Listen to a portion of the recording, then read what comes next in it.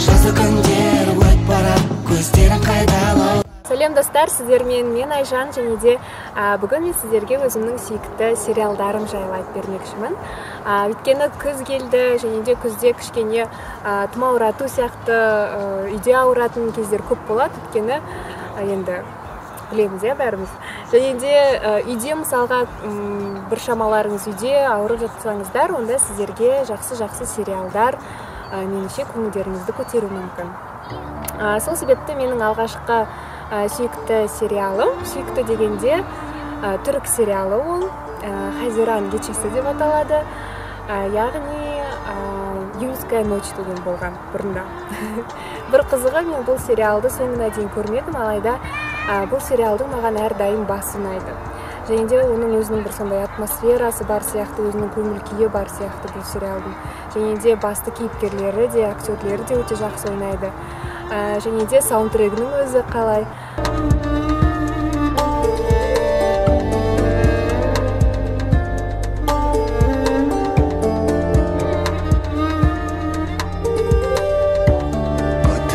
Adım geçer zaman, biter günüm.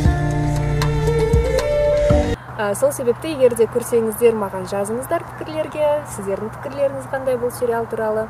Және де көрмесеңіздер, сіздерге көруге кеңес беремін. Енді екінші сериал, ол да жаңағы түріктің сериалы.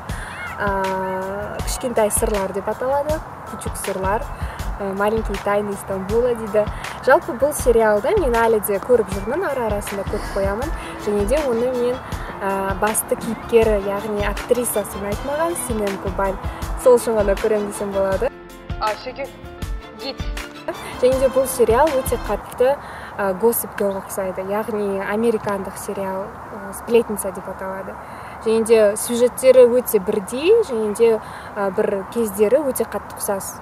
Сол себепті және де Gossip Girl да маған өте ұнайды, оның жаңағыдай стилі үшін. Кейіпкерлерінің, актерлері өте жақсы келеді. Тағы да бір түрік сериалы, мен оны қазірде қарап жүрмін, оның аты Қарагүл деп аталады. Мұрат жоқ. Қайда сонда? Келін, Мұрат Евратқа батып кетті. Өзенге таба алмады. Түсінсем бұйырмасын. Өзенге батып кетті. Не? Ол айтпақшы 7-ші арнадан қазір көрсетіледі. Өте қызықты сериал, және де басты кейіпкері жаңағы әйел жайлы, Эбру жайлы, білмеймін, үйде жаңағыдай бір қолым босап, теледидарды қоса салғанда сол сериалды көремін. Сондықтан сіздерге де соны кеңес беремін. Ал енді біраз американдық сериал жайлы айтатын болсақ, онда мен жақында көріп біткен, ол How I Met Your Mother, яғни сенің анаңды қалай кездестірдім десе болады. Америкалық сериал өте қызықты, тартымды, және де мен басында осы сериал туралы өте көп естігенмін. Яғни көп адамдардың пікірлері жағымды, яғни осы сериалды қарап шық деген сияқты. Алайда көп ретте ұзаққа дейін мен яғни көрсем бе, көрмесем бе деген сияқты ойланып жүрдім. Және де соңында көрдім, еш өкінгенде жоқпын. Алайда тек не үшін бастадым деп өкіндім, өйткені бұл сериалды соңына дейін бітірмей, соңы немен аяқталады деп, яғни құштарлана көрмейінше сен оны бітірмейсің.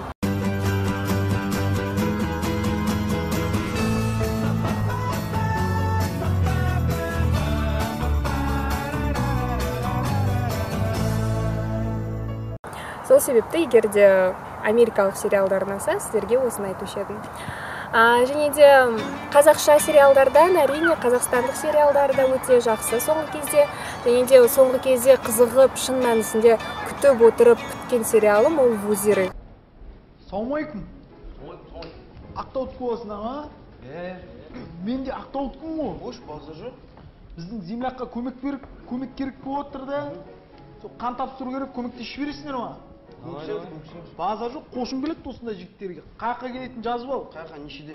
Қазақстанда өте жақсы сериал деп ойлаймын, жастарға арналған, күлкілім сәттері өте көп.